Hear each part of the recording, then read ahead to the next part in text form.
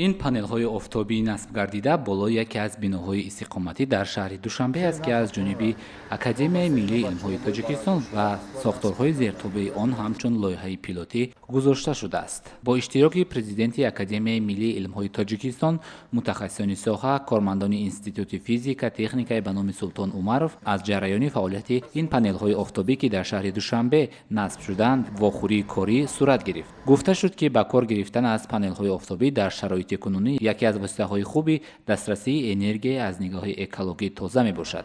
این است که بر رشد ساحه و دسترسی انرژی آفتابی در کشور توجهی زیاد روانه گردیده است. تحقیقات‌های ما نشان دادند که اگر تمام بناهای نوساخت دوشنبه و بناهای معمولی و استقامتی را گیریم و در بالای آنها لوحه‌های آفتابی نصب کنیم، توانایی عمومی آنها زیاده از 310 مگاوات را تشکیل می‌دهد که استحصال نیروی برقی که از همین لوحه‌ها به دست می‌آید می‌تواند تا 14% طلبات شهر دوشنبه را تامین نماید. در هفته بازدید متخصصان از منفعت استفاده پانل‌های آفتابی برای بناهای استقامتی بلندآشیانه مخصوصاً ذکر نمودند. گفته شد که نصب چنین پانل‌های آفتابی و دسترسی انرژی از آنها از چند پهلو منفعت بخش است. از جمله استحصال نیروی علاوه‌ای برای بناهای استقامتی، صرف نیروی برق و سرباری زیادی سیستم‌های اساسی و همچنین حفظ محیط زیست. پهلوی دیگری کار خوب این پانل‌های آفتابی در آن است که هنگامی در حالت غیر چشم‌داشت قطع گردیدن برق، سیستم کمونیکاسیونی بنا خاموش نمی‌گردد.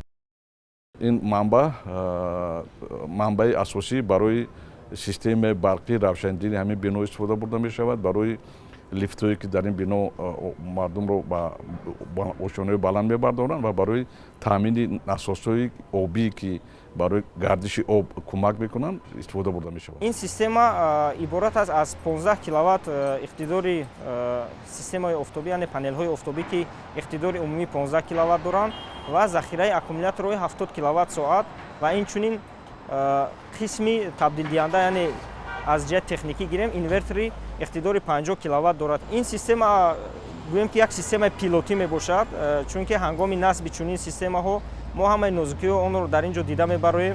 از جهت علمی آن چیزهایی که ما با قسم تئوریکی حساب کرده بودیم در عملیه آن رو یک بار دیگر نظارت کرده، تطبیق آن و قسم‌های مثبت و منفی آن رو باز یک بار دیگر از نظر میگذرونیم. جای ذکر است که لایحه مذکور در شهر دوشنبه برای این بنای استقامتی پیلوتی بود و از این بعد بناها با چنین سیستم دسترسی نیروی آفتاب تامین و مجهز خواهند گردید که این اقدام ادامه تشبس‌های اکولوژی حکومت جمهوری تاجیکستان بهر حفظ محیط زیست و تامین نیک و احوالی ساکنان مملکت می باشد.